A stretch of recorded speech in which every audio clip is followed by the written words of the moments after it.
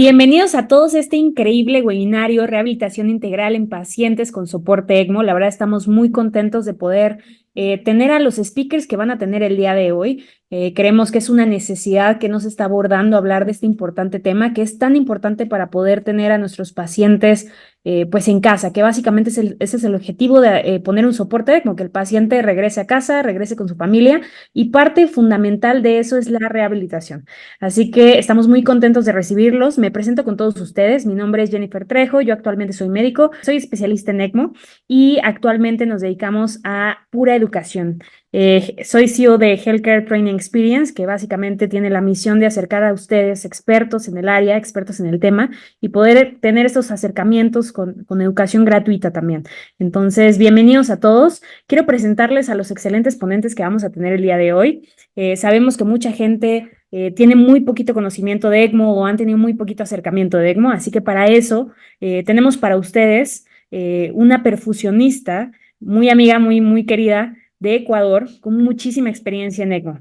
Ella es Eliana Serión. Ella es licenciada en enfermería, es perfusionista y especialista en ECMO. Actualmente ella trabaja como perfusionista en la cirugía cardiovascular y especialista en ECMO en la Clínica Guayaquil de Ecuador. Ella es muy entusiasta también de la educación, le encanta siempre estar compartiendo lo que ha aprendido. Ella tiene muchísimos cursos en ECMO, actualmente se ha formado en Medellín, en México, en Monterrey, estuvo recientemente en el Instituto Nacional de Cardiología, en el diplomado de ECMO en conjunto con el equipo de París. Y bueno, actualmente deseosa de seguir aprendiendo, está haciendo una maestría en perfusión también en una universidad que muy reconocida en esta parte. Entonces, la verdad es que es un gusto para nosotros tenerla aquí con nosotros. Y en un momento más, ella nos va a apoyar a regalarnos una pequeña introducción de lo que es ECMO para ustedes. Y bueno, por otro lado, no quiero dejar de presentar a el maestro Miguel Ángel Martínez Camacho. La verdad es que es un gusto y es un honor tenerlo aquí con nosotros. Él, para quienes no lo conozcan, él es actualmente el presidente de la Asociación Mexicana de Rehabilitación Intrahospitalaria y Cuidados Críticos. Él estudió la licenciatura de fisioterapia en la Universidad Autónoma de Querétaro. También tiene una maestría de Ciencias y Rehabilitación en el Movimiento Humano por la Universidad de Querétaro. Tiene otra especialidad en Salud Pública por la Universidad de Zacatecas. Tiene un posgrado de fisioterapia intensiva. Eso es padrísimo porque tuvo la experiencia de estar en Brasil, los cuales son una potencia en Latinoamérica, que han hecho mucha contribución en esta área. Estuvo en la Universidad de Unileya y también tiene entrenamiento en ECMO, claro está. Es muy importante que los fisioterapias también tengan conocimiento y entrenamiento en ECMO. Esto es bien importante porque recuerden que ECMO es multidisciplinario. Él se formó en Colombia con el equipo de Bucaramanga, que ya lo estuvimos también aquí en los webinarios. Muy importante su experiencia que tiene en Colombia y él tuvo la oportunidad de aprender de ellos. Y actualmente está estudiando, deseoso de seguir aprendiendo y contribuyendo con todos ustedes, el doctorado en Ciencias de la Salud por la Universidad de Anáhuac Norte. Actualmente responsable del servicio de fisioterapia de áreas críticas en el Hospital General de México, el doctor Eduardo Liceaga. Y bueno, es básicamente un honor tenerlo aquí con nosotros. Nos va a estar compartiendo este importante tema que vamos a tratar el día de hoy. Les pedimos a todos que al final vamos a tener un espacio para preguntas y respuestas, así que todos los comentarios, todas las inquietudes que puedan tener, van a tener abajo el espacio de Q&A. Nos encantaría saber mucho dónde se están conectando, qué especialidad tienen, qué profesión, de qué país, de qué hospitales. Les dejamos el chat para esa interacción con ustedes. Así que sin más, vamos a iniciar este importante webinario y Eliana, el foro es tuyo. Bienvenida. Hola Jennifer, muchísimas gracias con todos los asistentes a este webinar. Espero sea de su agrado. De mi parte van a recibir una pequeñísima introducción al ECMO porque lo más espeso de este webinar pues lo trae nuestro querido Miguel. Vamos a dar una pequeña introducción, como les decía, a lo que es ECMO, empezando por hacer una diferencia como lo hace el libro rojo de que es una diferencia entre SLS y ECMO, en donde SLS pues se denota ese soporte vital extracorpóreo, ¿ya? Y que tiene pues la función cardiopulmonar utilizando un circuito, al menos tenga una bomba, un oxigenador, una membrana, y el sistema como tal es el ECMO, que es la oxigenación por membrana extracorpórea. Son dos términos diferentes que los tenemos que tener pues presentes cuando estudiamos o cuando leemos de este tema. ¿Qué es el ECMO? Como ya lo había dicho anteriormente, por sus siglas en inglés es oxigenación por membrana extracorpórea. Es un dispositivo diseñado para suplir las necesidades o suplir las funciones de ese órgano que está afectado, ya sea el pulmón, ya sea el corazón. ¿Y en qué consiste? Bueno, consiste en extraer la sangre desde una vena mediante unos insumos, una cánula que se coloca en la vena cava inferior, como lo vemos en este diagrama, que va hacia una bomba que es la que impulsa la sangre hacia el oxigenador, el cual realiza su intercambio gaseoso, oxigena la sangre y lo lleva hacia una vena o hacia una arteria, dependiendo del tipo de ECMO que vayamos a colocar, ya sea ECMO veno-venoso hacia una vena o veno-arterial hacia una arteria. ¿Qué tipos de ECMO tenemos? Tenemos el ECMO veno-venoso, como es el que vemos en la imagen de la izquierda. Sale la sangre por una vena, va hacia una bomba al oxigenador y va hacia una vena, generalmente a la vena yugular. Y el veno-arterial sale de una vena femoral, va a una bomba, va al oxigenador y entra por una arteria, en este caso arteria femoral. Hay que tener siempre en cuenta que un ECMO, siempre cuando vamos a poner un ECMO, siempre tenemos que tener hacia un objetivo, puente A. No podemos poner un ECMO sin saber hacia dónde vamos o hacia dónde va el paciente. Entonces, hay 4 modalidades, digámoslo así: puente A recuperación, que se coloca el ECMO mientras ese órgano recupera su función, ya sea cardíaco o pulmonar. Puente A decisión, que es limitar las lesiones orgánicas mientras el equipo multidisciplinario pues toma las decisiones necesarias. Puente a puente, que es mientras se coloca a ese paciente en ECMO y necesita ir a un dispositivo de larga duración o a otros dispositivos de asistencia ventricular. Y puente a trasplante, que se coloca al paciente para estabilizarlo en espera de un órgano, ya sea pulmón o corazón. Un recorderis rápido del ECMO veno-venoso, ya decíamos, es suplir las necesidades del pulmón, y aquí en este caso los pulmones no le funcionan al paciente, por lo tanto el oxigenador que tenemos en este paciente va a ser en serie. ¿Qué quiere decir en serie? Que va a suplir todas las necesidades, es decir, de oxigenación y de descarboxilación. Las indicaciones para ECMO veno-venoso en el libro rojo pues nos da estas, que son síndrome de distrés respiratorio, neumonía, hemorragia alveolar difusa, asma, trauma. Estas las encontramos en el libro rojo. Y bueno, y también, bueno, más adelante vamos a encontrar que la patología pues que donde más podemos poner este tipo de ECMO pues es en un síndrome de distrés respiratorio. Este síndrome de distrés respiratorio pues su término como tal se vino a dar en 1994, ¿ya? Y que posteriormente con estudios aleatorizados y multicéntricos, como es el César y el Eolia, pues el ECMO dio mucho auge y a partir de la pandemia H1N1, pues el ECMO ya empezó a surgir mayormente. Estos son que en el libro rojo nos da los criterios de inclusión, tanto de los estudios César, Eolia y también del ELSO. Y aquí pues podemos ver los parámetros que utilizó cada uno de los estudios para poner a los pacientes en ECMO. Actualmente pues se ha dejado los criterios de Eolia para la colocación del ECMO.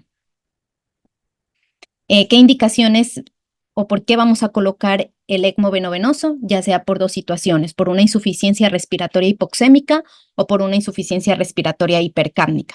Siempre, tanto en el ECMO veno-venoso como en el ECMO veno-arterial, deben ser refractarios, ya sea una insuficiencia, un distrés respiratorio refractario o un shock cardiogénico refractario, que quiere decir que ya se ha agotado todos esos recursos en el tratamiento médico y pues que ya necesita algo más. ¿Qué diferencias hay entre insuficiencia respiratoria pues hipoxémica? Que aquí vamos a necesitar altos flujos, y en la insuficiencia respiratoria hipercápnica vamos a necesitar del 10 al 20% del gasto cardíaco. ¿Qué debemos preguntarnos cuando vamos a entrar en un paciente con ECMO veno-venoso? Bueno, ¿cómo está esa función cardíaca? Porque si la función cardíaca está buena, pues vamos a necesitar el ECMO veno-venoso, pero si no, entraríamos a un veno-arterial o un soporte biventricular. Estos son los criterios de indicación, los que les mencionaba, que hay un flujograma que me parece muy interesante cuando considerar ECMO, y aquí están los criterios, y y el seteo del ventilador ya cuando están en ECMO venovenoso. No me detengo mucho porque esto no es el objetivo de la charla. ¿Cómo funciona? Esto es importante, un poquito rápido. ¿Cómo funciona? Bueno, como les decía, el ECMO venovenoso o el oxigenador va a hacer todas las funciones del pulmón. Por lo tanto, todo el flujo cardíaco nativo en un momento se va a dividir en dos. Es decir, el gasto cardíaco que tiene el paciente que llega a la aurícula derecha, pues va a ir un porcentaje, aproximadamente el 20%, se va a ir a esos pulmones enfermos y el 80% nos traemos al ECMO. ¿Qué quiere decir esto del shunt? El shunt es aquel porcentaje que va a ir a esos pulmones enfermos que van a devolverse al ventrículo izquierdo y pues por ende va a ir a la circulación con una sangre hipoxémica pobre en oxígeno. Entre mayor sea el shunt, pues mayor hipoxemia va a haber, ¿no? Entonces, en un ECMO venoso, el objetivo es traernos a nuestro circuito la mayor cantidad de sangre para poderla oxigenar. Posteriormente y rápido vamos a ver el ECMO venoarterial. Como vemos aquí nuevamente, el ECMO venoarterial sale de una vena, va a una bomba, va al oxigenador y va a una arteria femoral. El objetivo del ECMO venoarterial son cuatro. El primero, restablecer la perfusión tisular, dar reposo cardíaco y o pulmonar, disminución del soporte vasopresor y aminas y darle tiempo, ya sea para que el corazón se recupere o, bueno, en caso de puente a trasplante. Las indicaciones del ECMO venoarterial, pues son todas las que vemos aquí en gris oscuro, gris claro, que todas llevan a un shock cardiogénico, ¿sí? Que todos pues van a llevar o van a predecir al paciente a tener a querer tener un soporte circulatorio, ¿no? Porque el ECMO venoarterial no da soporte, no reemplaza al corazón, digámoslo así, da soporte circulatorio, ¿sí? No es cardíaco común. Entonces, el soporte circulatorio pues está indicado en ese shock cardiogénico, nuevamente les digo refractario, con una escala de Intermax 1. También pues están los criterios de shock cardiogénico como presión sistólica menor de 90, el uso de vasoactivos más de 2 en dosis altas, como las vemos aquí, un índice cardíaco menor de 2.2, evitar la colocación en situaciones premortem, que quiere decir pues que ya el paciente ya tiene una falla multiorgánica y ya pues no se beneficiaría del ECMO. Y no debe ser la primera medida para shock cardiogénico, como decíamos, debe ser que ya se ha agotado todas esas instancias médicas anteriores. ¿Y qué efectos hemodinámicos tiene el paciente en ECMO venovenoso, en venoarterial, perdón? Bueno, el ECMO venoarterial no es inocuo, tiene sus complicaciones y hay que saberlo manejar, pero en sí va a reducir la presión de la aurícula derecha porque nos va a traer todo el drenaje venoso, por ende va a aumentar la presión arterial media, va a aumentar las resistencias vasculares sistémicas, pero tiene una condición importante que es que va a aumentar la poscarga de ese ventrículo izquierdo.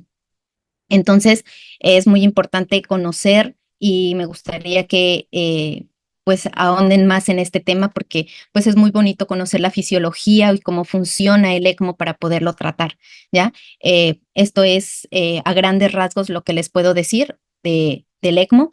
En sí, el ECMO venoarterial lo que nos ayuda es un soporte circulatorio, ¿sí? A darle, a poder perfundir a todos los órganos, que es lo que no está haciendo el corazón. Entonces, a perfundir todos los órganos, cerebro, riñón, pulmones, todos los otros órganos y darle tiempo, pues, ¿no? Así que nada, el ECMO salva vidas, pero pues saberlo manejar salva mucho más. Y bueno, damos paso a que el maestro Miguel Ángel Martínez nos comparta un poquito acerca de su experiencia en todo lo que tiene que ver con rehabilitar y la fisioterapia que existe en un paciente. Bienvenido, Miguel. Bueno, perfecto.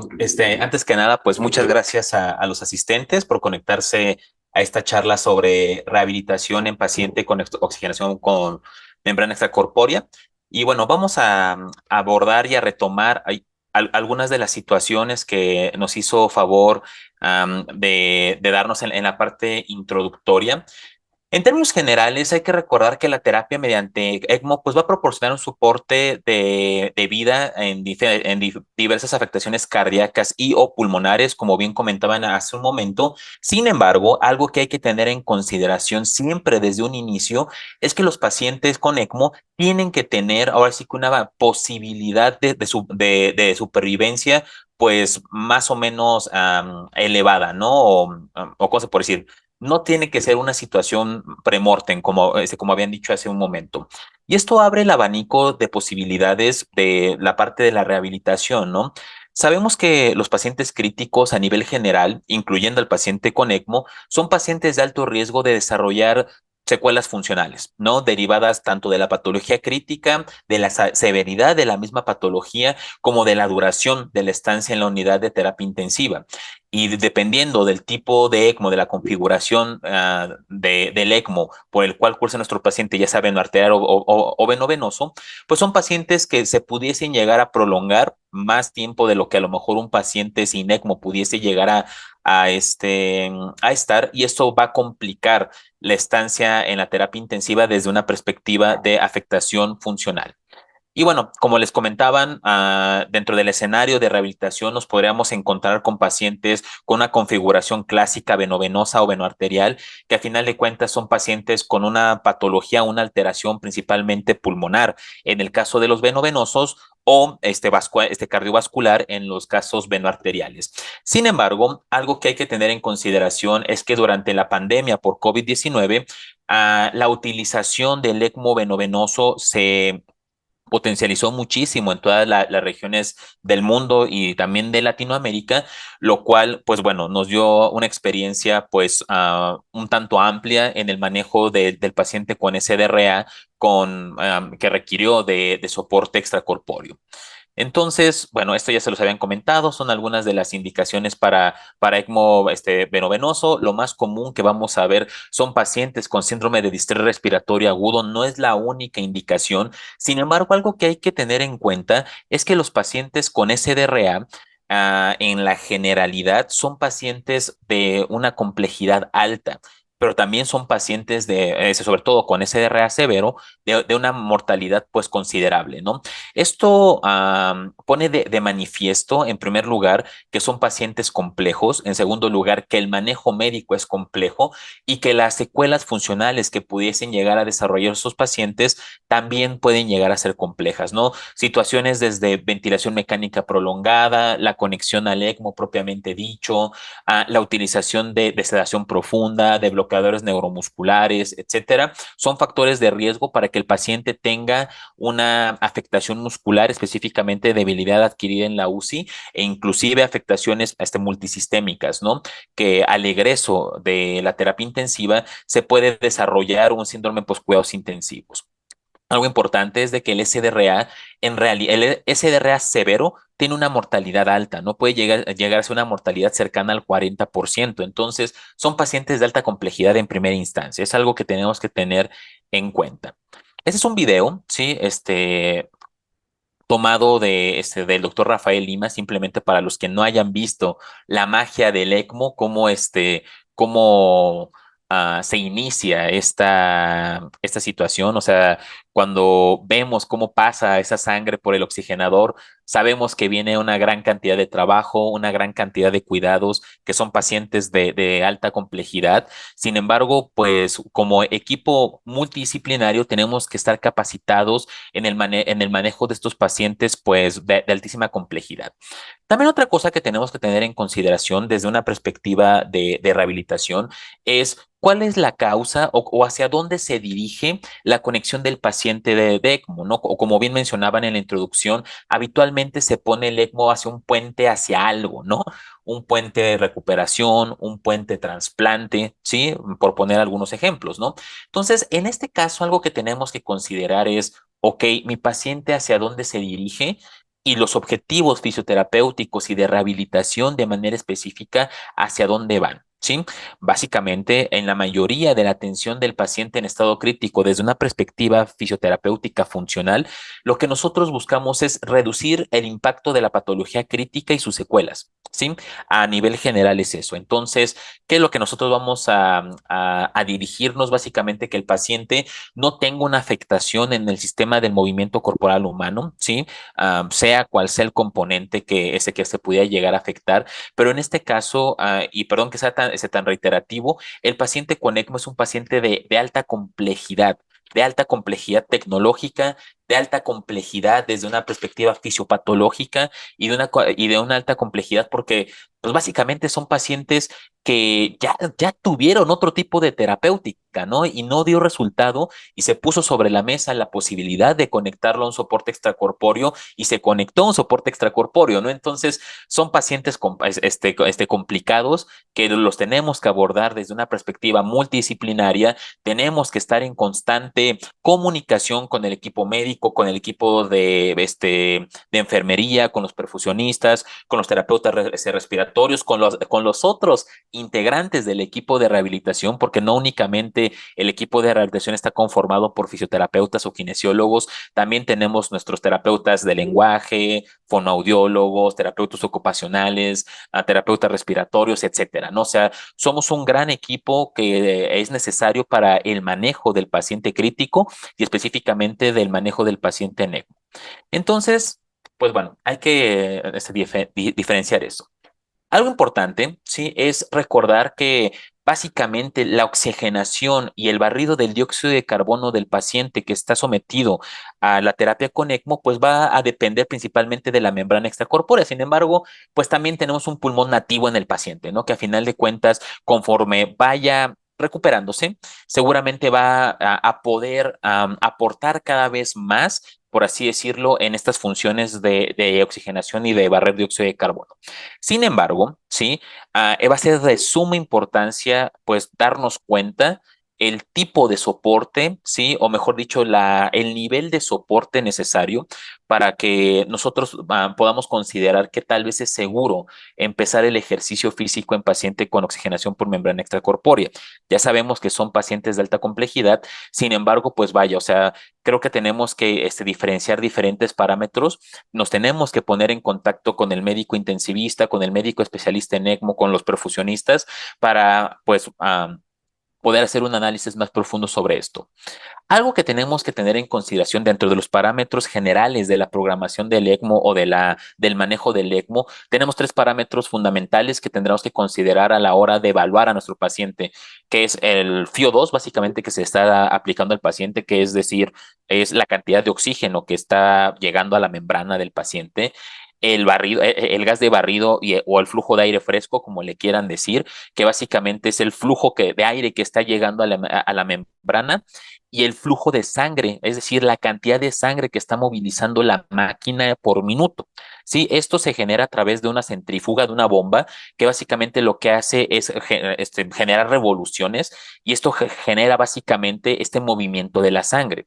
Sí, entonces también puede ser un parámetro indirecto, por así decirlo, para nosotros saber cuál es la necesidad o el nivel de soporte que pudiese llegar a tener nuestro paciente, es decir, FIO2 altos, seguramente gas de barridos altos, o un flujo de sangre alto, te está diciendo que seguramente el paciente pues no está tan estable, ¿no? Y tendríamos que hacer una evaluación seguramente más, más meticulosa. Entonces, para los que no conozcan esto, ese es un blender, sí es un blender general que veríamos en un ECMO, que si se fijan tiene básicamente una perilla que te proporciona el FIO2. Es muy común ver que los pacientes en ECMO pues, tengan un FIO2 del 100%. A final de cuentas, en esencia se le está poniendo una membrana extracorpórea para poder oxigenar, ¿sí? Y al lado viene básicamente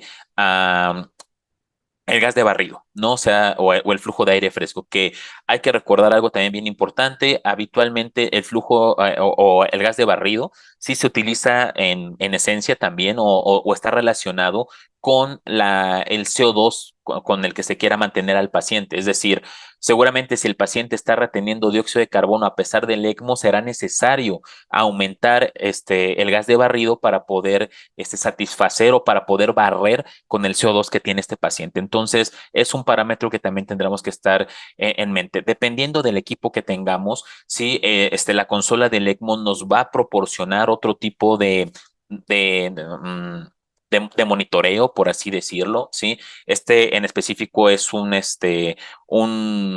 consola pues bastante sofisticada, por así decirlo, que nos permite, por ejemplo, verificar cuál es el flujo, es decir, los litros por minuto que está moviendo la máquina, cuál es las revoluciones por minuto que está generando la centrífuga. En la generalidad, otra cosa también muy importante que tenemos que estar monitorizando durante la rehabilitación en ECMO son las presiones que vamos a manejar en la máquina. En esencia son tres presiones, ¿no? Pero dentro de la que más vamos a monitorizar es una presión que se denomina como P1, que es la presión de drenaje, que es una presión negativa a diferencia de P2 y P3, que son presiones positivas. La presión negativa en la generalidad tendremos que mantenerla constante y una negativización durante la rehabilitación seguramente te habla de alguna problemática con la cánula, que generalmente está asociado, por ejemplo, a una flexión excesiva de la cánula de drenaje. ¿Sí? Como bien les comentaban en la introducción, habitualmente vamos a tener dos cánulas, una cánula de drenaje y una cánula de retorno. Entonces, la cánula de drenaje es bastante frecuente verlo a nivel femoral, ¿sí? Es decir, que el movimiento de los miembros inferiores pueden llegar a acodar o a doblar la cánula de cierta manera, y una forma para nosotros estar verificando que esa flexión de cadera no es excesiva es con la presión negativa en P1, que en este caso, en el ejemplo que les puse es de menos 97 milímetros de mercurio, ¿no? Entonces, si se fijan, también esto está muy padre porque esta misma equipos te permiten verificar saturación venosa de oxígeno, hemoglobina, etcétera, ¿no? Otra cosa también muy importante a la hora de monitorizar, por así decirlo, el ECMO es la verificación de la coloración de las cánulas, ¿sí? Entonces, como una medida adicional antes de tocar a un paciente y ponerlo a hacer ejercicio o durante la rehabilitación, es verificar que las cánulas tengan un color distinto. La cánula de drenaje, sí, suele ser una cánula con una coloración más oscura. ¿Por qué? Porque es una sangre no oxigenada o desoxigenada, ¿sí? Ya posteriormente, cuando pasa a través de la membrana, ¿sí? Tendría que cambiar su coloración a un rojo más brillante, es decir, a una sangre arteriorizada, ¿no? Entonces, si por alguna razón nosotros durante nuestra intervención, que seguramente vamos a ver datos clínicos también desde referentes a eso, pero si llegamos a ver desde un inicio o durante la sesión que las cánulas se igualan en cuanto a color, es decir, que las dos cánulas son de color rojo oscuro, por decirlo de un ejemplo, sería un paciente que seguramente no está oxigenando de una manera adecuada las cánulas. ¿Sí? ¿Qué precauciones también se tendrán que tener en estos pacientes? Son pacientes que pueden llegar a tener riesgo de sangrado o de trombosis. Entonces, hay que verificar eso antes de mover al paciente. Uno de los cuidados rutinarios que hacen los perfusionistas es verificar con una lámpara todo ahora sí que el recorrido de las cánulas y de todo, básicamente el circuito del ECMO para la identificación de trombos y la identificación de fibrina. Entonces, eso también es importante preguntar, que seguramente lo van a hacer, pero preguntar cuál ha sido la condición o cómo se ha comportado la máquina durante el día, para básicamente tener la certeza de que no hay ninguna situación que se pueda llegar a complicar durante la rehabilitación. Dentro de las consideraciones de laboratorio son varias, sí, pero a nivel general se recomienda que el paciente tenga una hemoglobina por encima de 8 gramos sobre decilitros, plaquetas por encima de 80,000, esto es en ECMO. ¿Sale? Porque en paciente crítico convencional esto puede ser un poco más bajo, puede ser de hasta 20,000, pero en paciente con ECMO solemos utilizar parámetros un poquito más altos, por lo que le estaba diciendo, son pacientes que tienen que estar anticoagulados, y en términos generales, pues esa sería una consideración a tener, ¿no? Durante el ejercicio. No es una contraindicación que los pacientes anticoagulados hagan ejercicio, pero sí es una situación que tendríamos que tener en cuenta. Y el fibrinógeno tendrá que estar por encima de 150. ¿Sí? Y bueno, hay que recordar que son pacientes que pudiesen llegar a estar en riesgo de hemólisis. Otra complicación que pudiéramos llegar a tener aquí es las complicaciones relacionadas con el manejo de fluidos en paciente o inclusive con el manejo con hemoderivados, ¿no? Podemos tener sobrecarga, que esto puede generar afectaciones pulmonares, afectación multisistémica en la generalidad, o inclusive ya cuando hablamos sobre transfusión, el paciente con ECMO puede estar en alto riesgo de desarrollar pues, básicamente dos cosas, que es el trali y el taco.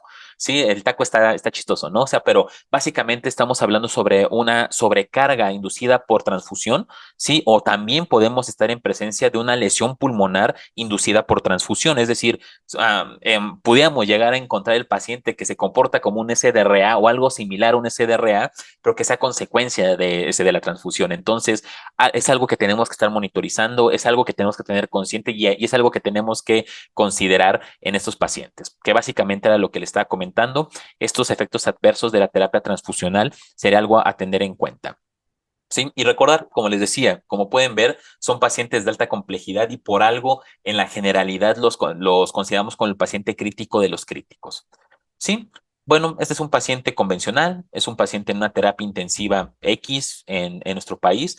Sin embargo, tenemos diferentes situaciones que aunado, ¿sí? A la oxigenación por membrana extracorpórea, el paciente crítico ya tiene factores de riesgo para tener disfunciones, ¿sí? O tener alteraciones funcionales derivadas de su estancia en la terapia intensiva, como el uso de fármacos, de vasopresores, de bloqueadores neuromusculares, de ciertos antibióticos como los aminoglicósidos, de la ventilación mecánica, que sabemos que van a tener una repercusión a nivel de de la musculatura respiratoria, del estatus nutricional del paciente, que también sabemos que es una prioridad que el paciente se nutra de manera temprana, la inmovilidad y el proceso inflamatorio propiamente dicho, derivado de la patología crítica, puede generar un caldo de cultivo, por así decirlo, para una afectación muscular, específicamente algo denominado como debilidad adquirida en la UCI, ¿no? Que es una debilidad muscular generalizada, sí, que no tiene otra explicación más que la patología crítica por sí mismo y que el paciente en ECMO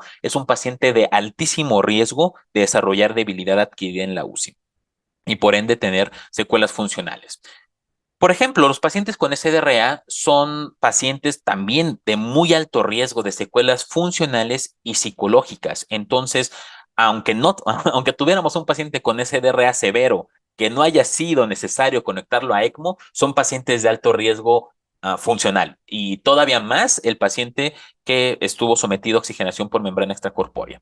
Y también podemos llegar a tener algo denominado como síndrome postcuidados intensivos.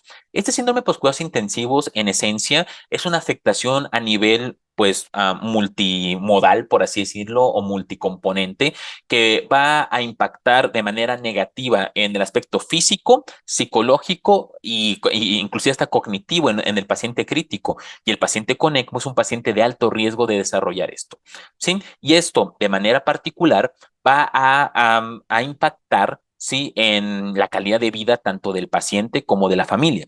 Entonces, tenemos que hacer medidas o intervenciones conjuntas desde el equipo multidisciplinario para la prevención de esta situación, ¿no? O sea, no es solamente sacar sobrevivientes, ¿sí? De la patología crítica, es intentar, ¿sí? Que el paciente esté lo más próximo a la calidad de vida que tenía previo a la patología crítica, porque a final de cuentas son personas que desempeñaban un rol social, ¿sí? Un rol a lo mejor desde una perspectiva laboral, familiar, ¿sí?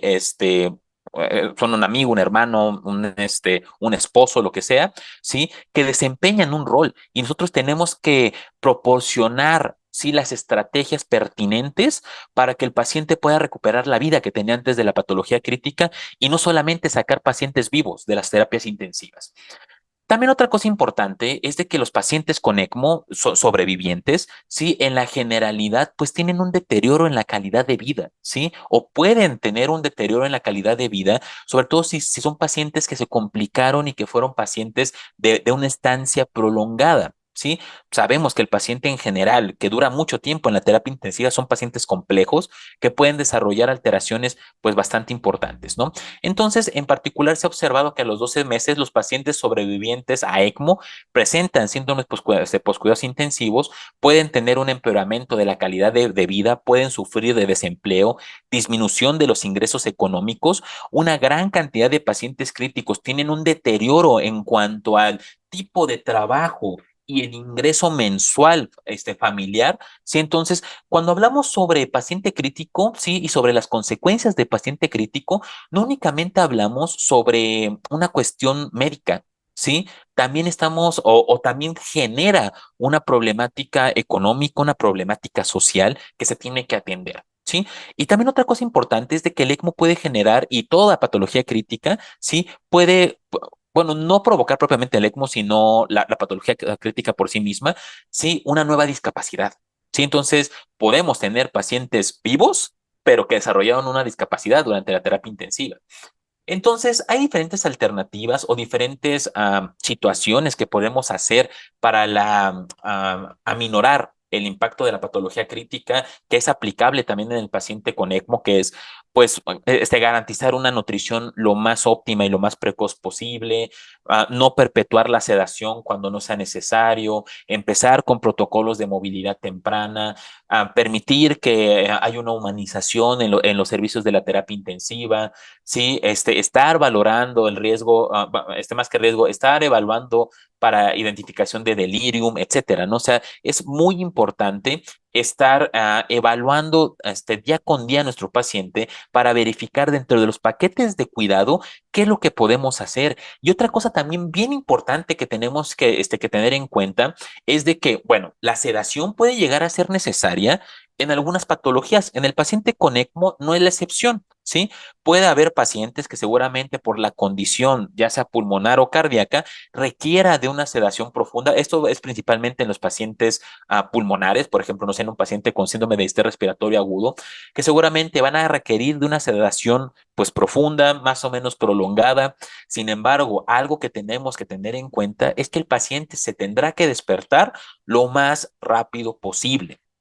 Sí, es decir, la perpetuación de la sedación sin una indicación clara, sí va a generar más complicaciones que beneficios. Y el paciente con ECMO no es la excepción.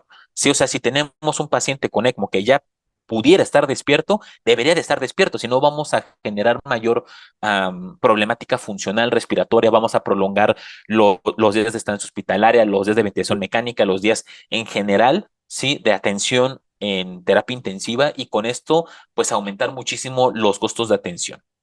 Sí, ¿es algo nuevo la evaluación temprana? La realidad es que no, sí, es algo que ya se había estado haciendo desde hace mucho tiempo en pacientes críticos, sí, pero en sí, ¿qué es la evaluación temprana? Punto número uno, sí, yo tengo una discrepancia aquí y creo que la discrepancia se ha vuelto más como fuerte conforme va pasando el tiempo, que el término movilización temprana, aunque bien es un término muy difundido y es correcto su utilización, me parece un término un tanto difuso. Sí, porque para los fisioterapeutas creo que es bastante claro que si hablamos de evolución temprana estamos hablando sobre ejercicio físico, pero tal vez si le pregunto a un profesional de enfermería a qué nos referimos con evolución temprana, a lo mejor van a creer que son cambios posturales, ¿no? Para evitar lesiones por presión. O si yo se lo pregunto a otro profesional, a lo mejor no tenemos una conceptualización como tal, ¿no? Entonces, la verdad es que yo soy más como partidario que cada vez se utilizara mejor o más el término de prescripción del ejercicio o ejercicio físico en paciente crítico, más que movilización temprana, porque al final de cuentas también el ejercicio físico tiene un objetivo, sí, que generalmente es un objetivo funcional, ¿sí? Y también otra cosa que hay que decir, o sea, por definición, la definición, perdón, más generalizada o más difundida de emoción temprana está relacionado con la aplicación de ejercicio físico dentro de los primeros 5 días de ingreso a la unidad de terapia intensiva.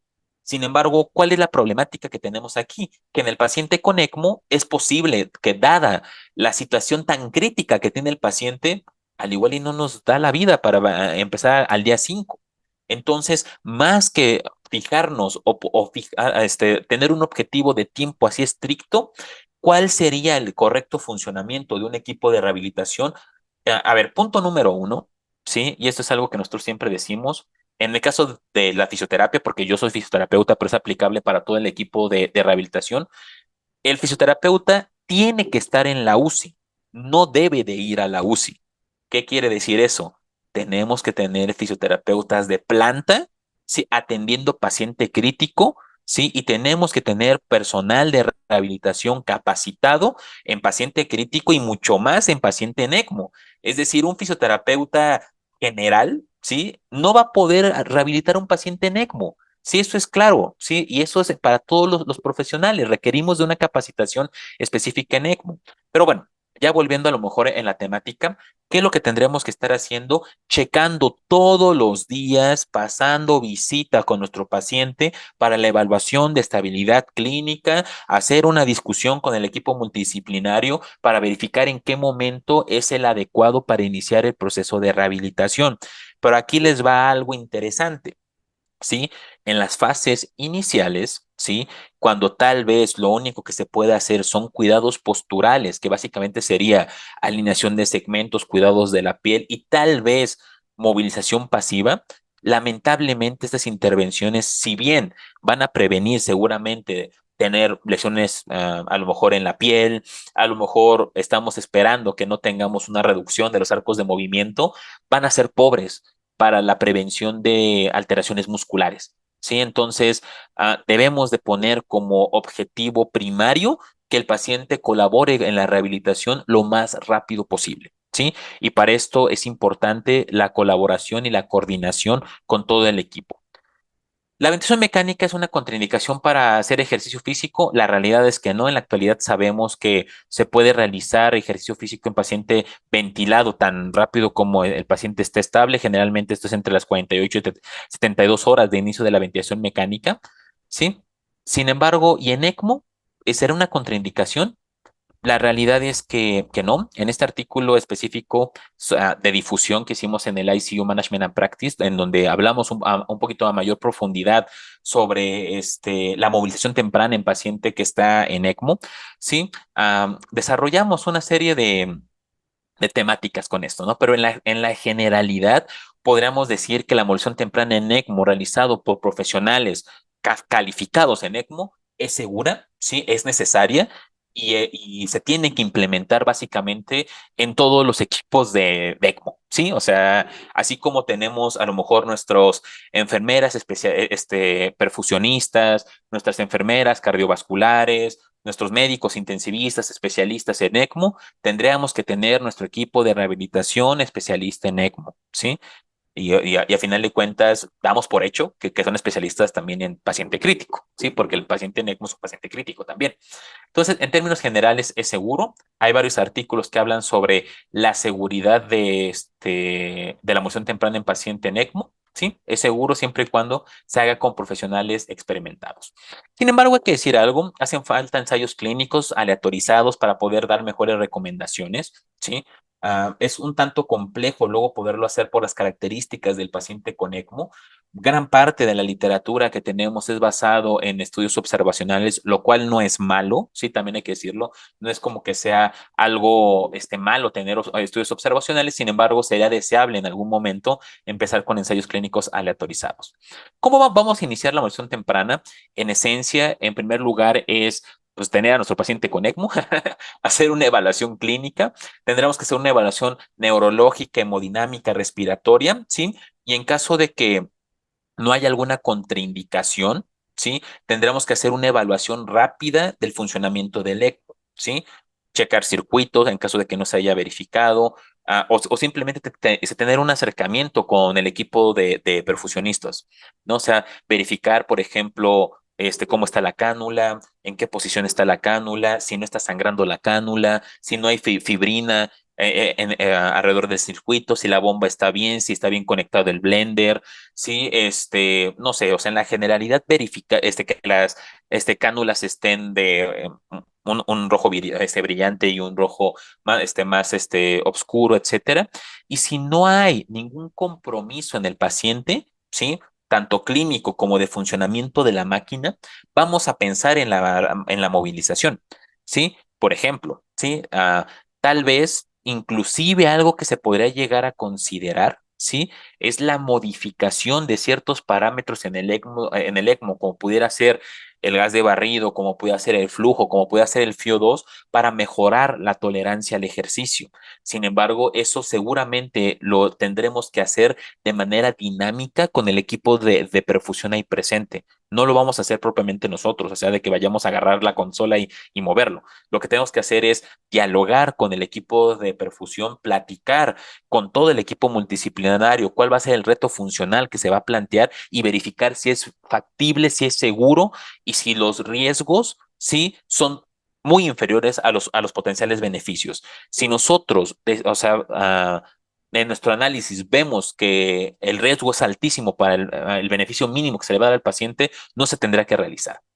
Y recordar que tenemos que tener una evaluación funcional inicial para tener un plan de intervención direccionado a la funcionalidad e ir evaluando de manera continua a nuestro paciente.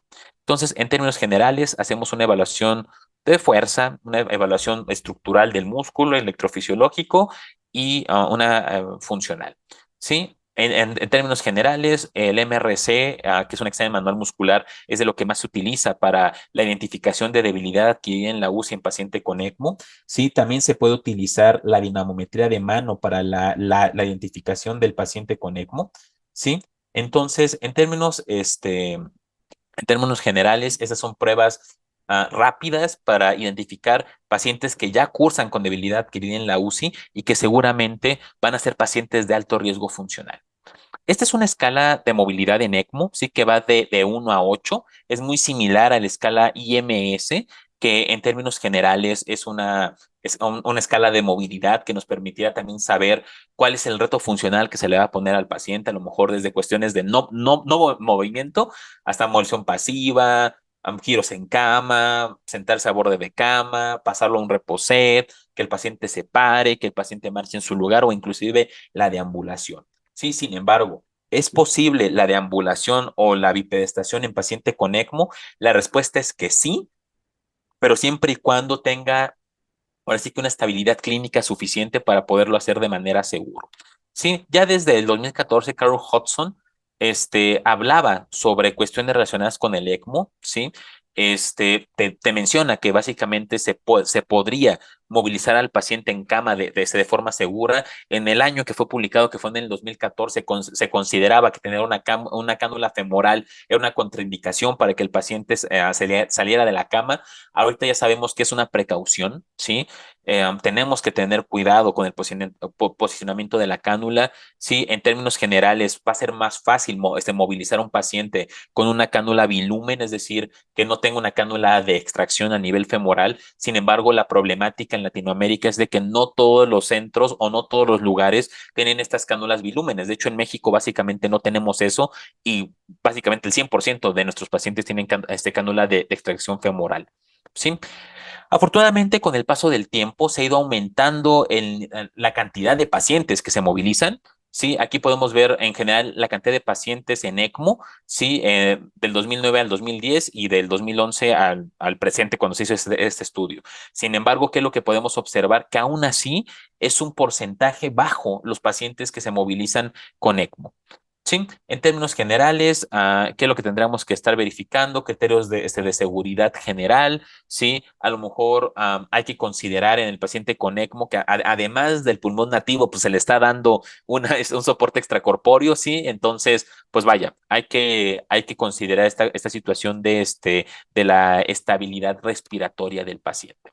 El uso de vasopresores no contraindica por sí mismo la movilización temprana, sí es una precaución más que una movilización, siempre, pero más que una contraindicación, siempre y cuando no tenga una dosis altas de vasopresor. La movilización temprana básicamente se va a ir escalonando desde movilización pasiva, activo, asistida, activo, hasta llegar al ejercicio funcional. Este es un artículo sobre movilización temprana en la generalidad, no es en paciente en ECMO, sí, pero creo que pudiera ser bastante útil si son nuevos ahora sí que en este mundo de la movilización temprana, sí. Algunos de los parámetros de seguridad que se utilizan a nivel general para movilizar al paciente en estado crítico, sí. Y por ejemplo, estos son algunos de los niveles de movilidad que se pudiera tener en cuenta en el paciente con ECMO, dependiendo si está sedado, si está moderadamente sedado o si está despierto, ¿no? Y esa va a ser la principal condicionante para determinar cuál es el nivel de movilidad al cual se va a llevar al paciente, ¿sí? También otra cosa importante es la cuestión, ¿sí? De el nivel de soporte que tenga nuestro paciente, ¿sí? En términos generales, por ejemplo, cuando ya tenemos una dependencia parcial al ECMO en cuanto a oxígeno y CO2 se refiere, sí que esos autores básicamente lo denominan que cuando tenemos un flujo alrededor entre 3 y 5 litros por minuto, sí, el paciente ya puede empezar a despertarse y ya podría empezar la rehabilitación. Sí, cuando tiene un soporte total del ECMO, seguramente tendremos que esperar, ¿sí? Y ya posteriormente, sí, conforme vaya progresando el paciente, seguramente en algún momento se considerará, sí, la decanulación del paciente del ECMO, pero la rehabilitación no termina con la decanulación. La rehabilitación termina con el egreso del paciente del hospital y seguramente se le va a dar continuidad posterior. Es decir, la rehabilitación dura más tiempo que el soporte de ECMO por sí mismo. Sin embargo, lo que hagamos dentro de la terapia con ECMO, desde el enfoque de rehabilitación, va a impactar posteriormente en el proceso. ¿Sí? Hay que recordar también lo que les comentaba de la canulación, ¿sí? Hay algunas cánulas bilúmenes, como la que les estoy mostrando en la pantalla, que básicamente vas a tener un paciente con una cánula en el cuello, lo cual va a ser mucho más sencillo, o es una cuestión mucho más sencilla para la movilización que tener una cánula a nivel femoral, sin embargo, pues no lo pudiéramos llegar a tener. Para quienes no hayan visto una cánula de ECMO, ¿sí? Aquí hay un comparativo de la cánula versus, ¿sí? Una aguja para pues básicamente vacunar, ¿sí? Para que vean la diferencia abismal que puede llegar a haber.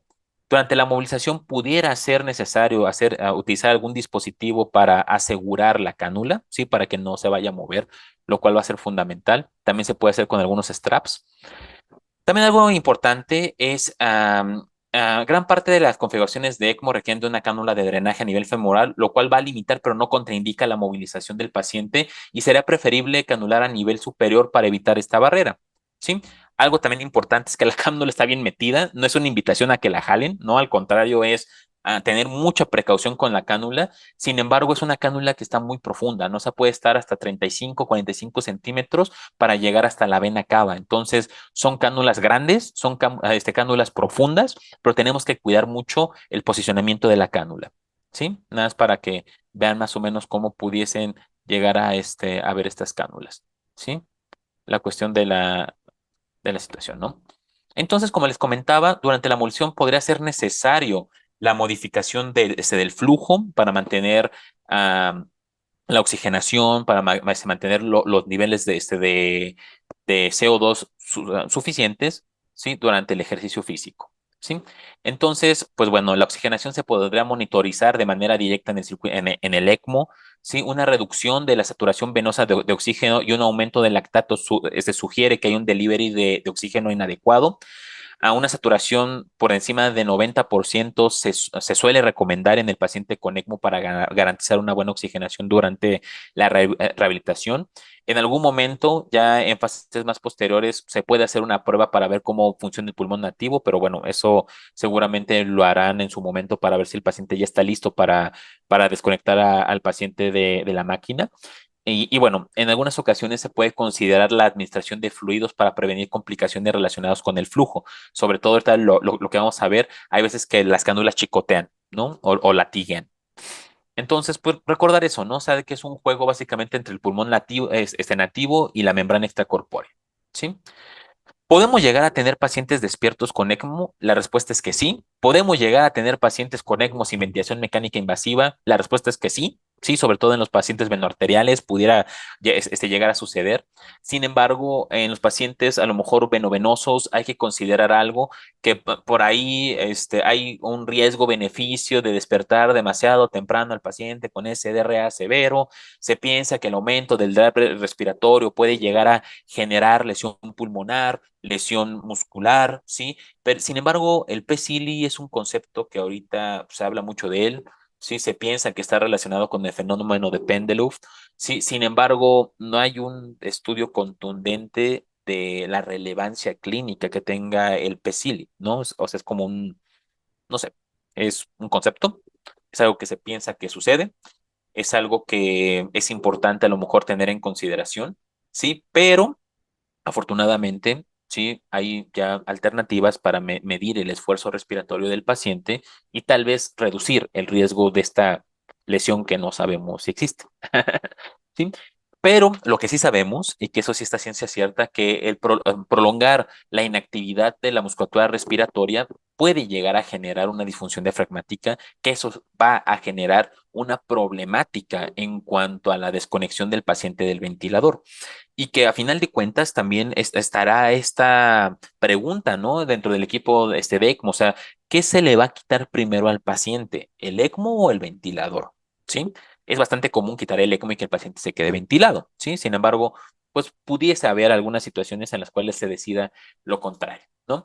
Entonces, en términos generales, ¿sí? Por ejemplo, en los pacientes, este con ECMO venoarterial o venovenoso, aquí tenemos como esta planes, por así decirlo, ¿no? Si, es decir, el paciente ya tiene una reducción de la sedación, seguramente, y ya tiene una estabilidad clínica mayor a 48 horas, ya se podrá generar un plan específico de movilización tan alto como sea seguro para el paciente. Y como les decía, esto se tiene que poner sobre la mesa con el equipo multidisciplinario.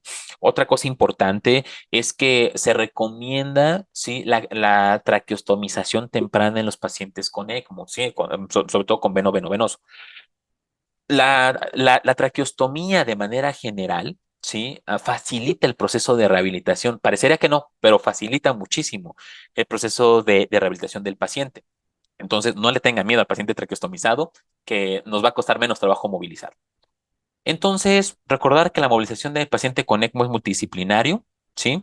Estas son algunas de las intervenciones y de los roles que podríamos desempeñar dentro de la movilización temprana.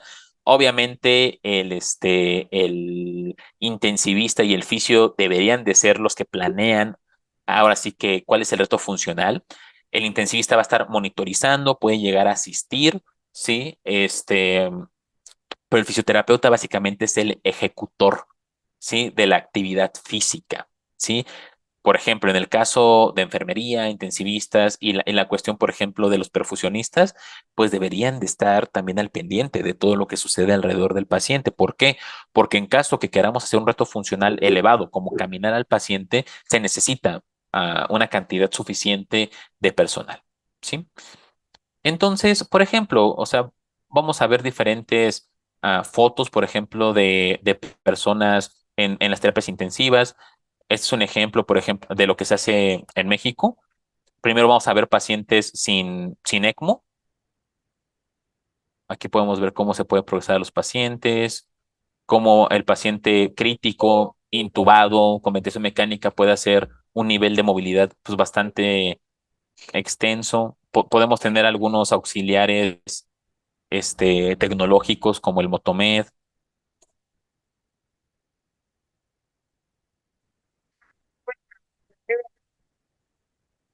Entonces, en términos generales, el abordaje del paciente crítico, sí, se basa en retos funcionales, sí, en la progresión, en sacar al paciente lo más rápido de la cama posible, siempre y cuando sea seguro, sí.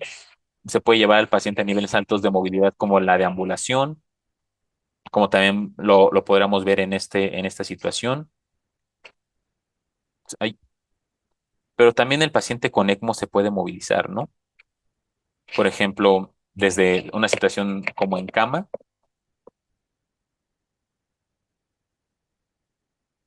¿sí? Niveles de movilidad, pues, iniciales, por así decirlo, en el cual aquí básicamente estaríamos ahora sí que trabajando desde cuestiones relacionadas con movilidad en cama, ¿sí?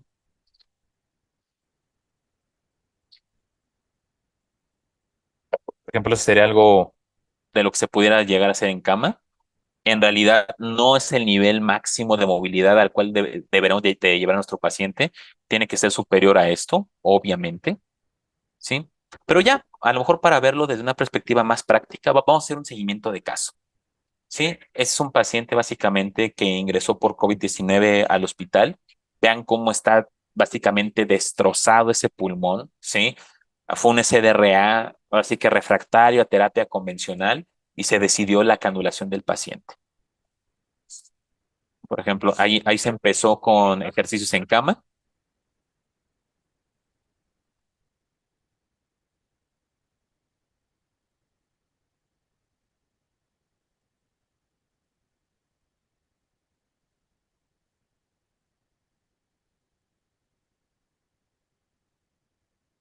¿Bien? Por ejemplo, ahí empezamos con cicloergometría.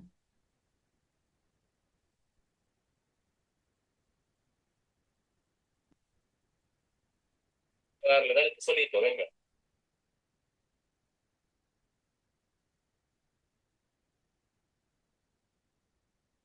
También la utilización, por ejemplo, de resistencia elástica.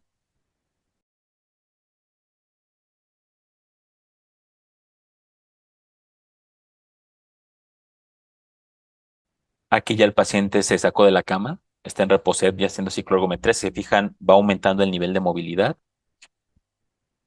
Aquí se llevó a sedestación. Se están haciendo ejercicios de control de tronco, no de respiratorios, ¿sí? Aquí en particular ya se llevó a la bipedestación, ¿sí? Como podemos ver, se puede llegar a requerir una cantidad, pues, un poco elevada de personal por el nivel de complejidad de los pacientes, ¿sí? Pero siempre hay que estarlo supervisando.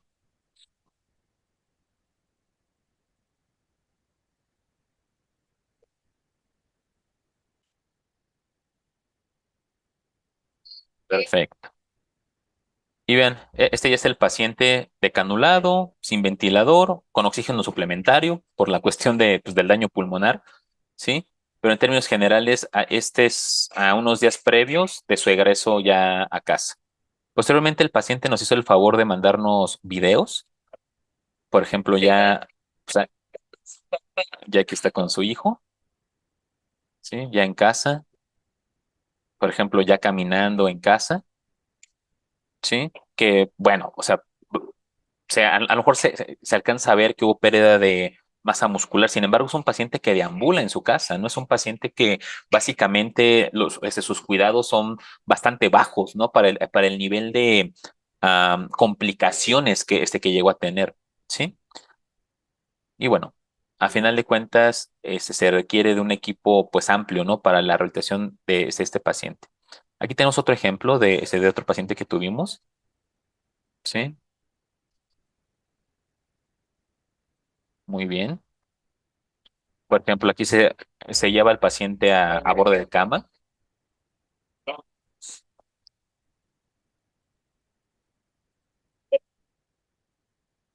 Aquí también tenemos con la fonoaudióloga.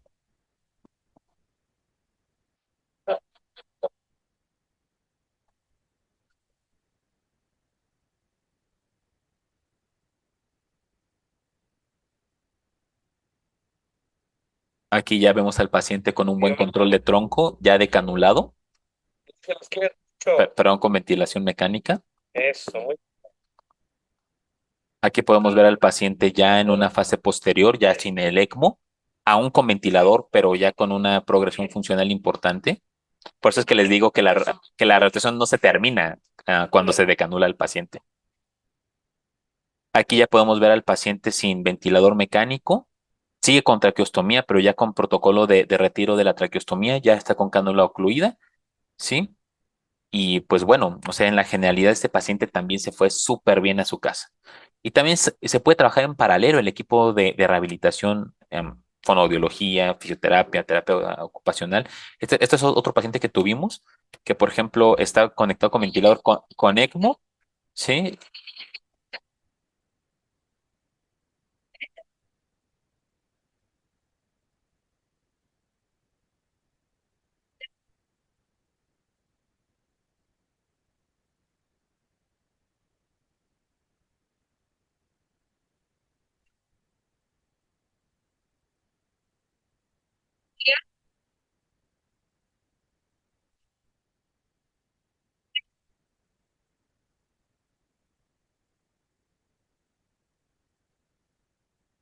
Ya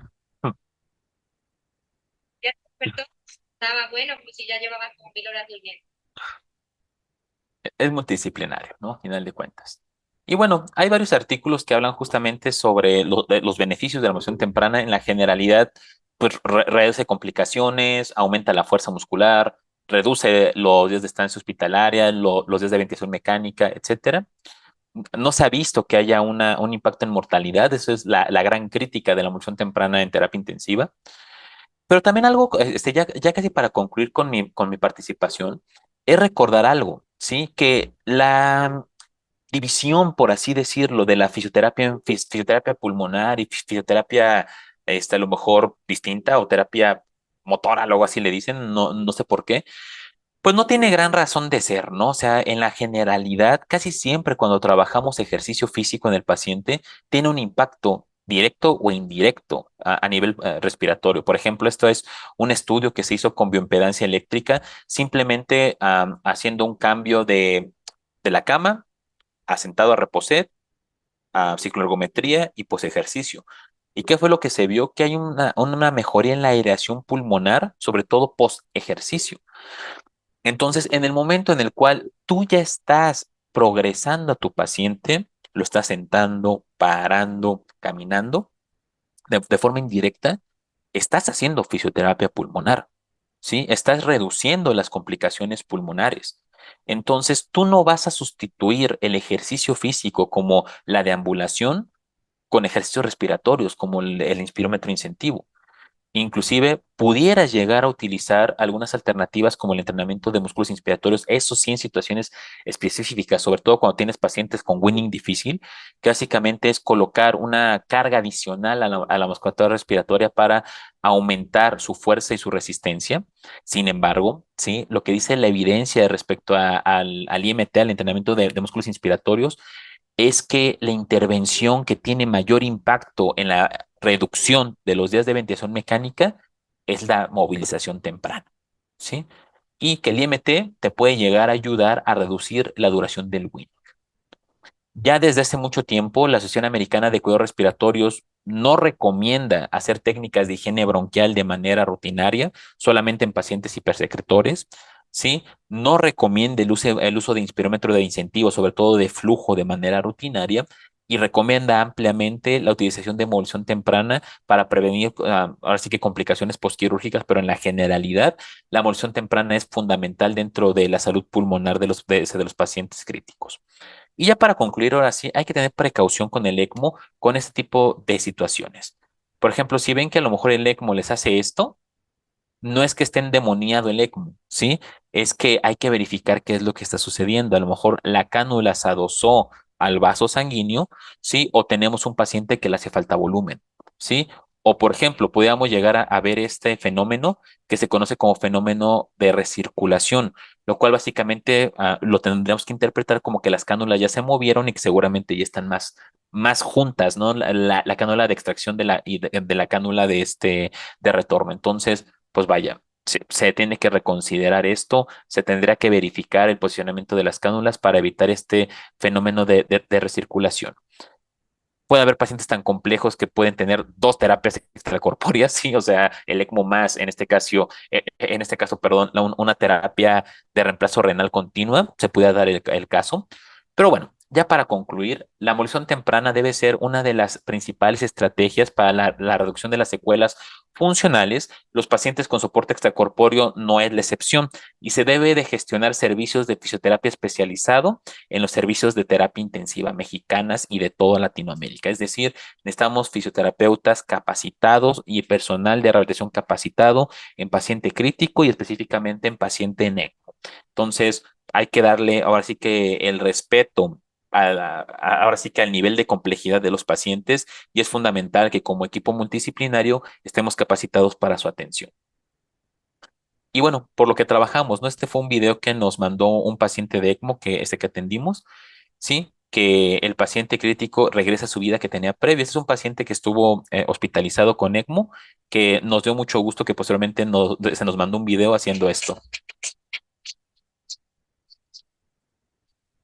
Él cantaba, ¿sí? Es artista. Entonces, imagínense que después de estar conectado a ECMO puedas regresar a la vida que tenías previo a la patología crítica. Entonces, por mi parte sería todo. Dejamos este espacio por si tienen alguna pregunta y pues bueno, pues muchísimas gracias. Muchísimas gracias, Miguel. La verdad es que estuvo impresionante. Muchas gracias por compartirnos un poco de este amplio mundo de la rehabilitación, que sin duda alguna no solamente involucra fisioterapeutas, kinesiólogos, como bien lo dijiste, realmente es un equipo multidisciplinario y sin duda alguna los pacientes de ECMO merecen un equipo multidisciplinario entrenado, capacitado para realizar estos difíciles movimientos en un espacio crítico, justamente en un paciente tan crítico como en un paciente en ECMO. Entonces, muchas gracias por esa gran aportación y esperamos sus preguntas. La verdad es que aquí todas las preguntas son válidas. Es muy importante que liberen la mayoría de dudas que puedan llegar a surgir. Y bueno, yo tengo una bien importante, Miguel. Me gustaría saber más o menos cuánto tiempo posterior a que un paciente sale de la terapia intensiva, justamente no de canulado, sino que ya sale de la terapia intensiva, cuánto tiempo es el seguimiento que se debería de hacer desde el punto de vista de rehabilitación en este paciente y qué tanto impacta ese tiempo en su pronóstico de vida, en su calidad de vida en general. Es una pregunta bien compleja porque depende de varias cosas, por ejemplo, ¿no? En el contexto de ECMO, por ejemplo, en el paciente de los que más atendimos recientemente, fueron pacientes que se conectaron a ECMO venovenoso por SDRA por COVID-19, ¿no? Entonces, la problemática es que yo te puedo decir que hay pacientes que se siguen viendo por el long COVID, ¿no? O sea, que era algo que era totalmente, pues que no conocíamos y que lamentablemente hubo pacientes que tuvieron un daño pulmonar tan severo que tal vez am, se pudo desconectar al paciente de ECMO, pudo salir de la terapia intensiva, pero lamentablemente su pulmón no se recuperó al 100% y tiene que mantenerse en un programa de rehabilitación, ¿no? O sea, algo bien importante es que la rehabilitación no siempre es tú ir con el fisioterapeuta todos los días a hacer ejercicio, ¿no? O sea, un programa de rehabilitación puede ser desde una cuestión de asesoramiento de, ¿sabes qué?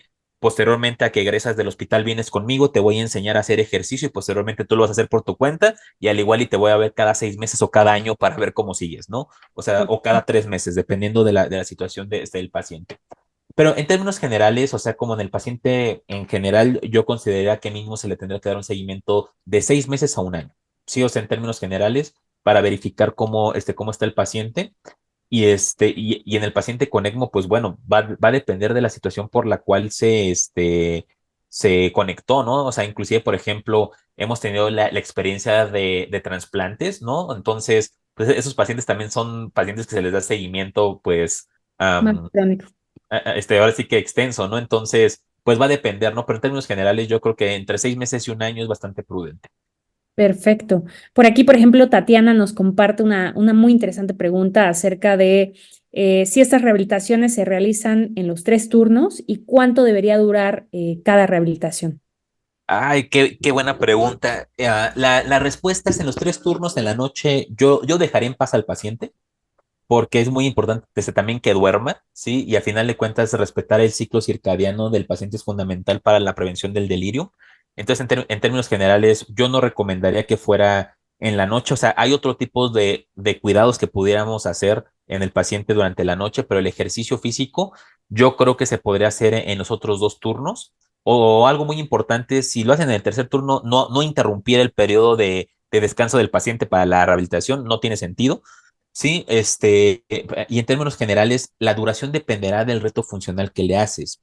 En paciente con ECMO hace falta un poco más de investigación, pero en paciente crítico general, recientemente hubo un estudio bien interesante en el cual se hacían sesiones intensas, prolongadas, versus sesiones menos intensas y más cortas. Específicamente, las sesiones duraban 20 minutos o 22 minutos, si mal no recuerdo, versus 8, y se vio que no había diferencia significativa. O Mm. sea, es decir, pueden ser sesiones cortas, Ujú. sí, pero que tengan retos funcionales. Eso es lo importante. O sea, si te dieran a elegir, por así decirlo, qué ejercicio hacemos, siempre sacar al paciente de la cama sería una gran alternativa si es seguro hacerlo. Sí, o sea, si el paciente no está en condiciones, pues no, pero si el paciente está en condiciones, siempre sería una buena idea bajarlo a reposer, pararlo, ponerlo a caminar en caso de que su nivel de funcionalidad lo permita. Y tal vez el tiempo efectivo de sesión puede ser tan bajo como 8 o 10 minutos. La problemática, sobre todo en paciente con ECMO, es toda la gestión atrás de esos 8 o 10 minutos de ejercicio, ¿no? Que al igual te vas a tardar 30 minutos, 40 minutos en prepararlo para que haga ese ejercicio, ¿no? Entonces, esa es la problemática, o sea que es sesiones a lo mejor cortas, pero de larga preparación.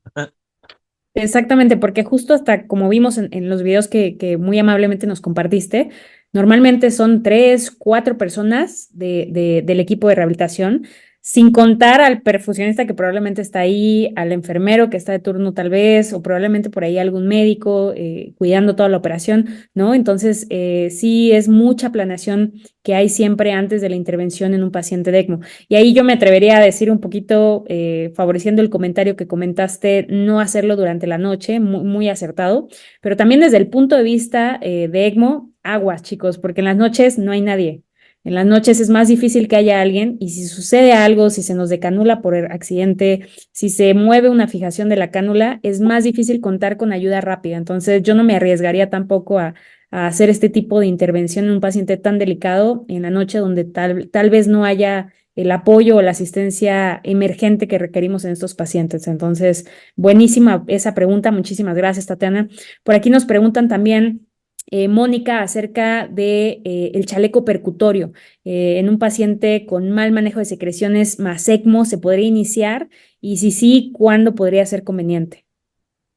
Ay, Dios mío, es una pregunta bien complicada.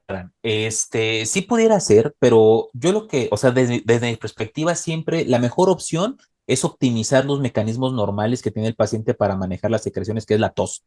Y generalmente el paciente no tose porque está débil. Entonces, la progresión funcional va a ser fundamental. El chaleco percutor tiene a lo mejor cabida en cierto esa perspectiva tal, o sea, pudiera llegar a ser, ¿sale? Pero hay que recordar que el chaleco percutor básicamente tiene dos mecanismos de acción, por así decirlo, que sería la estimulación del batido ciliar o la modificación de las propiedades reológicas del moco.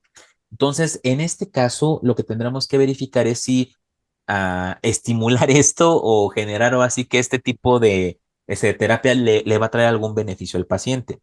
Algo que sí rotundamente es no y por el amor de Dios no lo hagan es palmopercusión, o sea, agarrar al paciente y darle sus golpes en la espalda, eso sí no. Sí, o sea, el chaleco percutor creo que bajo de determinadas situaciones pudiera ser, pero yo no lo utilizaría de forma rutinaria, o sea, como profilaxis yo no lo utilizaría. Generalmente un paciente que está hipersecretor y que tiene ahora sí que secreciones espesas, hay que verificar si no se sobreinfectó, que esa sería una de las principales causas, verificar si ya tiene este manejo antibiótico y también verificar la humidificación del ventilador, que esa es otra de las situaciones bastante complejas, ¿no? Que si no tenemos una buena humidificación, va a tener un mal manejo de secreciones porque las secreciones van a estar muy espesas, pero es por una mala humidificación. Si se decide poner el chaleco percutor, hay que nada más considerar los hertz necesarios, ¿no? O sea que más o menos para la activación o esta estimulación del batido ciliar generalmente es entre 12 y 20 hertz y para la cuestión de modificar la reología del moco, es decir, volverlo menos espeso, es alrededor de los 30 Hz. ¿No? Entonces, hay que checar eso. No utilizar pistolas percutoras tampoco, ¿sí? Porque luego utilizan de esas pistolas para músculo, esas no las utilicen. De hecho, ha habido casos de hemotórax generadas por las pistolas percutoras y recordar que el paciente con ECMO está anticoagulado. Claro. ¿Sí? Entonces, hay que tener precaución con eso. Hay otras alternativas como puede ser el asistente de tos, pero hay que verificar porque generalmente un paciente en ECMO por SDRA es un paciente con un parénquima pulmonar afectado, sí que va a tener una distensibilidad baja. Entonces, si utilizas presiones muy elevadas, le puedes generar pues algún tipo de lesión, inclusive generar un neumotórax, por ejemplo.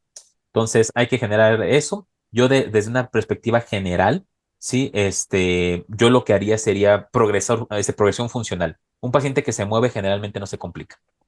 Buenísimo, muchísimas gracias por esa excelente pregunta. Aquí nos preguntan también otra cosa bien, bien interesante. María del Rosario comenta que ella trabaja en una terapia pediátrica, entonces tiene dudas si el manejo fisioterapéutico es especial en pacientes pediátricos o es muy similar al que se le da en pacientes adultos. ¿Qué experiencia Ok. tiene? Am, pues afortunadamente sí tengo experiencia en pediátrico. Yo creo que aquí lo que hay que hacer la diferenciación es neonatal y pediátrico, porque también podemos tener ECMO neonatal. Entonces, en el paciente neonato, sí, generalmente lo que hacemos es una cuestión más de cuidados de estímulos, cuidar la luz, cuidar el ruido, cuidar como situaciones que puedan modificar o desorganizar el sistema nervioso. Sí, entonces, en términos generales es más cuestión de posicionamiento, cuidados posturales, etcétera, ¿no? Y bueno, eh, escenas quiere hacer esa acotación. En paciente pediátrico es similar, sin embargo, ¿cuál es la problemática? La gran heterogeneidad que tenemos en cuanto a los hitos del desarrollo que podamos llegar a tener. O sea, no es lo mismo tener un paciente de 6 meses que un paciente de 14 años, que los dos van a estar en la UTIP, ¿no? Entonces tenemos ese abanico como gigantesco de un paciente que seguramente todavía ni gatea versus un paciente que está de mi tamaño, ¿no? Entonces, esa sería una de las peculiaridades. ¿Qué es lo que se utiliza? Por ejemplo, hay una guía de práctica clínica muy bonita de Queensland, Australia, que básicamente lo que hace es categorizar al paciente en 4 animales australianos. Está súper bonito, que es lagartija, koala, wombat y canguro. Entonces, dependiendo del nivel de movilidad que tenga tu paciente, tú lo categorizas y es lo que le podrías hacer. Nada más, una peculiaridad que yo les sugeriría es utilizar el juego con fines de retos funcionales, porque luego los niños pues no, o sea, si los pones así a mover los brazos nada más, seguramente no te van a hacer caso. Entonces, ahora sí que echar tu arsenal de juegos, de canciones, de todo esto, para que el niño pueda cooperar. Pero en esencia se maneja, no igual, pero sí es muy similar, porque nos basamos en retos funcionales. Buenísimo. Una pregunta también muy, muy interesante que nos hacen, kinesiología de tórax, ¿cuándo hay adicional a ECMO-toracotomía? ¿Qué tan recomendable es? Pues yo creo que se podría checar de manera específica, no sé de forma particular a qué se están refiriendo con kinesiología de tórax, porque, bueno, hay varias técnicas que se pudieran utilizar. Yo creo que pudiera ser adecuado, por ejemplo, a lo mejor técnicas de reexpansión pulmonar, ese tipo de cosas se podría llegar a considerar, sí, pero en situaciones como muy, muy, muy particulares. Yo lo que sugeriría, sí, es de que si tenemos duda respecto de algo del paciente, podemos utilizar la ecografía también para guiar las intervenciones fisioterapéuticas, para no hacerlo a ciegas, ¿no? Por ejemplo, a lo mejor verificar, no sé, por ejemplo, si el paciente a lo mejor está en un SDRA, tiene puras líneas B y consolidaciones, híjole, no. O sea, a lo mejor ese pulmón está muy inflamado como para estarlo, como, no sé, o sea, haciendo a lo mejor técnicas muy agresivas, ¿no? Pero en términos generales, o sea, si consideras que a lo mejor es prudente, a lo mejor reexpandir el pulmón y el paciente está en condiciones, pues yo no vería una contraindicación, pero pues bueno, creo que no sería algo que yo recomendaría de manera rutinaria. Perfecto. También nos preguntan dónde se puede encontrar un protocolo para realizar ejercicios posterior al alta hospitalaria en un paciente. Ok, pues en esencia hay ahora sí que manejo de síndrome post intensivos, y en términos generales pues es prescripción del ejercicio, ¿no? O sea, en la generalidad, la verdad es de que inclusive el paciente, por ejemplo, de ECMO pudiera ser inclusive hasta candidato de ingresar a un programa de rehabilitación cardíaca formal, ¿no? Entonces, dependiendo de la causa por la cual tuve el ECMO. No, pero por ejemplo, si fue un paciente a lo mejor de puente trasplante, pues seguro tendrá que estar en un programa de rehabilitación formal posterior a su egreso. Totalmente. Y nos preguntan ya temas ya mucho más acercados al tema de ECMO, que es qué tan conveniente cuando se inicia la terapia ECMO es tener al paciente relajado. Y por otro lado, nos comentan también en algunos de los videos que vieron que había canulaciones femorales. Entonces, ¿qué tanto se fijan esas cánulas para pues evitar la salida de la misma, ¿no? Ok. La cuestión de las cánulas, algo bien importante, es que no crean que las cánulas están así fijas con micropore, o sea, están Nada.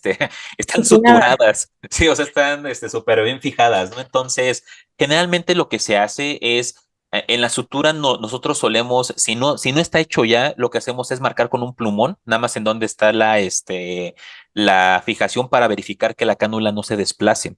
Y de manera general, habitualmente lo que hacemos es, aparte de estar verificando la fijación, hacer una fijación manual nosotros, sobre todo cuando vamos a movilizar al paciente. O en su defecto, hacer una fijación a lo mejor con un vendaje circular, sí, para cerciorarnos que no se vaya a mover demasiado.